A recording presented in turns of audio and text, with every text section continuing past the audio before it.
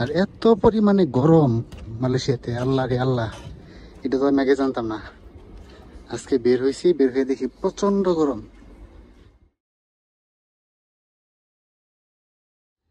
আজকে আমি যাইতেছি আমাদের ভার্সিটির আইসিটি ডিপার্টমেন্টে। তো আমাদের আইসিটি ডিপার্টমেন্টে যত টেকনিক্যাল সমস্যা আছে, যেমন আমাদের ভার্সিটির যে পোর্টাল আছে, এগুলা কোনো সমস্যা হইলে বা ইমেলের পাসওয়ার্ড ভুলে গেলে এগুলো ঠিক করার জন্য আইসিটিতে যেতে হয়, বা যে কোনো টেকনিক্যাল ইস্যুর জন্য। তো এইসব হচ্ছে এক একটা ফ্যাকাল্টি, এক একটা ব্লক, এক একটা ফ্যাকাল্টি। যেমন যেটা হচ্ছে ফ্যাকাল্টি অফ হিউম্যান ডেভেলপমেন্ট। এই ফ্যাকাল্টিতে দেখি একটা ছোটোখাটো পার্কের মতো করে রাখছে।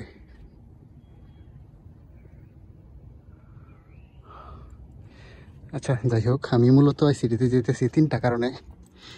এক নম্বর কারণ হচ্ছে আমার ইউনিভার্সিটি থেকে যে ইমেলটা দিছে আমারে, ওটাতে আমি লগ ইন করতে পারতেছি না, একটা সমস্যা হইতেছে লগ ইন করতে, সেটা ঠিক করাইতে হবে। আর দ্বিতীয় সমস্যা হচ্ছে আমাদের ইউনিভার্সিটিতে বিভিন্ন টাইপের ওয়াইফাই আছে, মানে ভার্সিটির স্টাফদের জন্য একরকম ওয়াইফাই, তারপরে স্টুডেন্টদের জন্য একরকম, আরটা হচ্ছে ওপেন।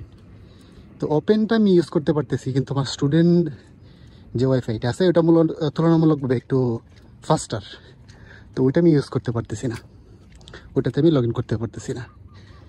তো এটা ঠিক করতে হবে। আর একটা জিনিস হচ্ছে আমাদের ভার্সিটি থেকে বিভিন্ন টুলস প্রদান করে, যেমন মাইক্রোসফটের যাবতীয় টুলস, অ্যাডোবির টুলস, এগুলো দেয়।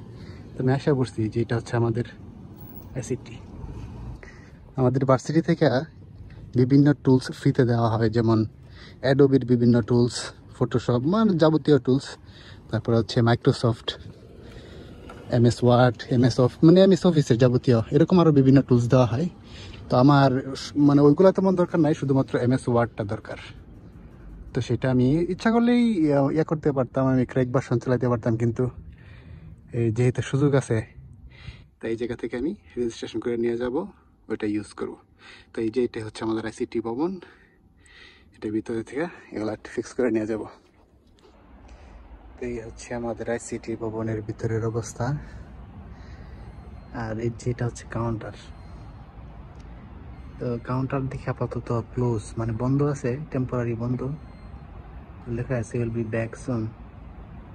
তো আমি কিছুক্ষণ ওয়েট করব, কারণ অনেক দূর হাইটে আসতে হয়তো, আর প্রতিদিন আসা ঝামেলা। আজকে যেহেতু আসছি, কাজ শেষ করেই যাব।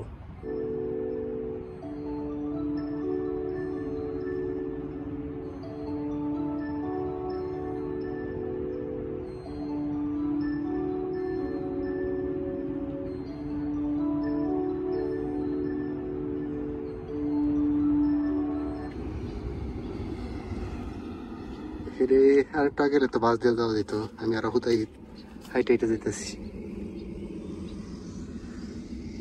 হাঁটতে হাঁটতে একবারে আমাদের এই যে মেইন গেটের পাশে চলে আসছি। এই যে মেইন গেট দেখা যায় দিক থেকে। আমি আমার কাজ শেষ করে চলে আসছি। এই যে হচ্ছে আমার হোস্টেল, কাছাকাছি এসে পড়ছি। তো মালয়েশিয়াতে প্রতিদিনই বৃষ্টি হয়, বৃষ্টির কারণে রাস্তার মধ্যে যে পেক কাদা জমে থাকে, পিছলা খাই যেতে পারে, কেউ না পড়ে যায়, তার জন্যে এই হাইটে যাওয়ার জন্য এরকম রাস্তা করে দিছে হাঁটার জন্য। আস্তে আস্তে হাঁপাই গেছি, অনেক গরম, প্রচন্ড গরম। আমি আমার হোস্টেলে চলে আসছি। এই হচ্ছে আমার হোস্টেল, ওই যে আমার রুম দেখা যায় এখান থেকে। আমি পিছন দিয়ে যেতেছি, কি সামনে দিয়ে না যায়, মানে গেট দিয়ে না ঢুকা সাইড দিয়ে ঢুকে পড়তেছি। আর এত পরিমাণে গরম মালয়েশিয়াতে, আল্লাহ রে আল্লাহ, এটা তো আমি আগে জানতাম না।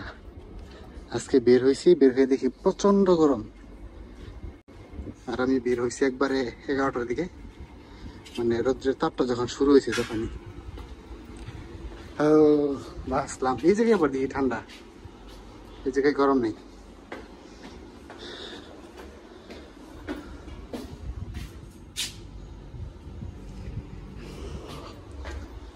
রুমে যেয়ে একটু রেস্ট নিতে হবে, গোসল করে একটু রেস্ট নিব। আজকের মতো এই পর্যন্তই।